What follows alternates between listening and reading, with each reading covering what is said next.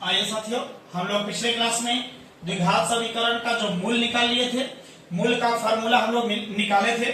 याद कीजिए, मूल बराबर फार्मूला क्या सीखा था वो याद कीजिएगा, minus B plus minus B square minus 4ac और बटा क्या होता है 2a होता है। अर्थात इसको और लिखे थे minus B plus minus root under B square minus 4ac को विवेचक के नाम से जानते हैं डी से, अर्थात डी बटा 2a भी बताए थे। अब यहां से मान के चलते हैं कि यदि यहां से क्वेश्चन समझने की कोशिश कीजिएगा, यदि रूट के अंदर समझने की कोशिश कीजिए, रूट के अंदर जितना भी धनात्मक संख्या मिलेगा, समझिएगा धनात्मक संख्या मिलेगा मतलब कि वह जो है वास्तविक होगा। समझ लीजिएगा कौन सा होगा। लेकिन जब रूट के अंदर में ऋणात्मक मिल जाए, कौन सा मिल जाएगा ऋणात्मक, मतलब कि वह काल्पनिक मिलता है। समझते चलिएगा, बहुत इंपॉर्टेंट पॉइंट है जी, समझिएगा। हम आपके बात को समझ रहे हैं, कहां परेशानी होती है। हम बार बार बोल रहे हैं कि रूट के अंदर जब धनात्मक रहेगा तब समझना वो वास्तविक होगा, लेकिन जब रूट के अंदर समझिए ऋणात्मक मतलब माइनस आ जाए मतलब वह समझ जाइएगा वह काल्पनिक होगा। काल्पनिक मतलब है कि यह वास्तविक नहीं है। खोजिए बाबा, वास्तविक नहीं है मतलब उसका नेचर कैसा है मूलों की, तो उसी चीज को हम लोग देखना है। तो इसी चीज में हम देखने की कोशिश करने जा रहे हैं। तो चलिए बात हम पहले ध्यान से समझाइए। यहां से आया था तो मूल का जो फार्मूला आपके पास मिला था, ध्यान दीजिएगा, minus B plus minus root under B square minus 4ac और बटा 2a आया था ना। जहां समझिए, जहां आपको बताया गया था d बराबर बी स्क्वायर माइनस 4ac बराबर 4ac, वही जिसको हम लोग विवेचक के नाम से जानते हैं। अब यहां से मूलों की प्रकृति हेडिंग डाला था, हम बताने जा रहे हैं मूलों की प्रकृति। मूलों की प्रकृति की बात कर रहे हैं, तो मूलों की प्रकृति की बात जब करें तो समझिएगा, मूलों की प्रकृति के मतलब है कि जो x का मान है उसका नेचर कैसा होगा, मतलब रियल में है कि नहीं है, वही चीज दिखाना है। तो मूलों की प्रकृति से बताइएगा, वह विवेचक पर निर्भर करता है। किस पर होगा, विवेचक पर निर्भर करता है। यदि पहला नंबर ध्यान से समझिए, यदि बी स्क्वायर माइनस 4ac, अब सोचिएगा कि इसके अंदर ध्यान दीजिए, बहुत बढ़िया से समझा रहे हैं एग्जांपल में। फिर से रूट के अंदर जब धनात्मक हो, कोची होगा धनात्मक बराबर बोलो कोची होगा वास्तविक मिलेगा। जब रूट के अंदर कौन सा मिलेगा ऋणात्मक मिलेगा, मतलब समझ लो कि वह कोची मिलेगा बुआ काल्पनिक मिलेगा। काल्पनिक के मतलब होता है अवास्तविक, कोची होगा अवास्तविक होता है। अवास्तविक या वास्तविक नहीं है, वास्तविक नहीं है।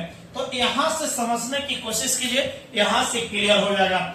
यदि कहता है कि बी स्क्वायर माइनस 4ac, बउआ इसका मान जो है, इसका मान की बात हम कर रहे हैं, तो इसका मान जब हम मान लेते हैं, इसका मान यदि 0 रखते हैं, कौन रख रहे हैं 0 यानी बराबर 0 कर दे रहे हैं, तो मतलब धनात्मक 0 ये मिलेगा। तो 0 का वर्गमूल 0, कोई दिक्कत तो नहीं है, तो एक धनात्मक मिलेगा। मतलब है कि एक धनात्मक मिलेगा मतलब कि वह वास्तविक होगा। समझ में आ गया।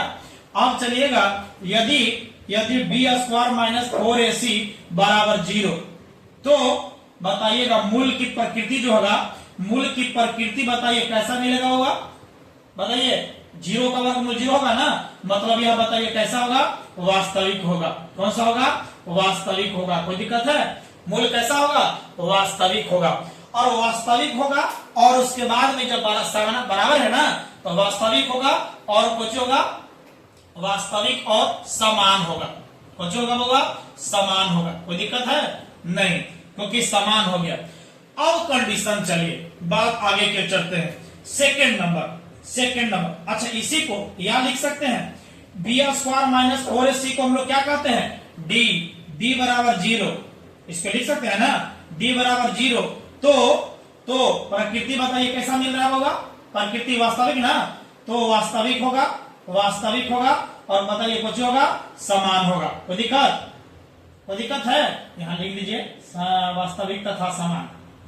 मूल की प्रकृति जो मिला है वास्तविक और समान है। सेकंड नंबर आइए, सेकेंड नंबर की बात हम इस पर चलिए चर्चा। यदि मान के चलते हैं इसका मान या तो 0 रख दिया तो काम हो गया, 0 1 रखते हैं तो 1 का वर्गमूल 2 रखते हैं तो 2 रखेंगे तो बताइए, इसका मान 2 रख रहे हैं तो 2 का वर्गमूल कुछ नहीं मिलेगा, 3 रखेगा कुछ नहीं मिलेगा, 4 मिलेगा कुछ नहीं तो मिलेगा, मतलब वह 0 से बड़ा है, 0 से बड़ा मिलेगा। मतलब है कि यदि हम मान के चलते हैं कि बी स्क्वायर माइनस 4ac का मान 0 से बड़ा रख दे, किससे होगा?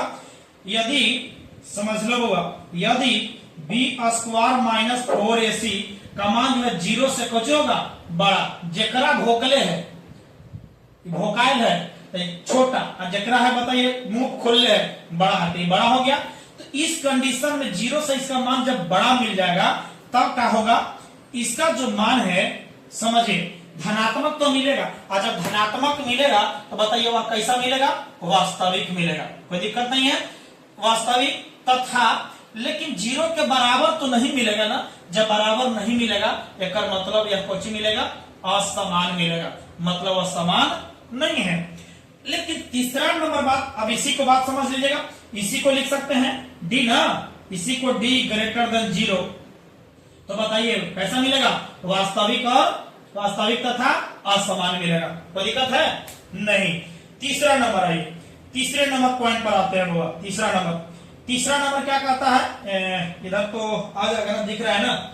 चलिए यदि तीसरा नंबर की बात करते हैं, यदि हम मान लिया जाए इसका मान हम 0 से कम मतलब माइनस में रखेंगे, तो ये बताइए माइनस में रूट के अंदर माइनस आ जाएगा तो उसका मान ऋणात्मक हो जाएगा, और जब ऋणात्मक होगा मतलब वह वास्तविक नहीं होगा, मतलब वह काल्पनिक हो जाएगा। तो अब सोचिए यानी कंडीशन क्या हो रहा है यहां से, यदि बी स्क्वायर माइनस 4ac का मान जो है वह 0 से छोटा, 0 भोग दिया इसको मतलब छोटा हो गया, तो प्रकृति कैसा मिलेगा होगा? प्रकृति मिलेगा यानी काल्पनिक यानी अवास्तविक, कुछ मिलेगा होगा अवास्तविक मिलेगा, कुछ मिलेगा अवास्तविक हो या इसी का नाम क्या कहेंगे? काल्पनिक मिलेगा। अब काल्पनिक है और तो समान तो रहेगा नहीं, केवल और केवल अवास्तविक मिलेगा।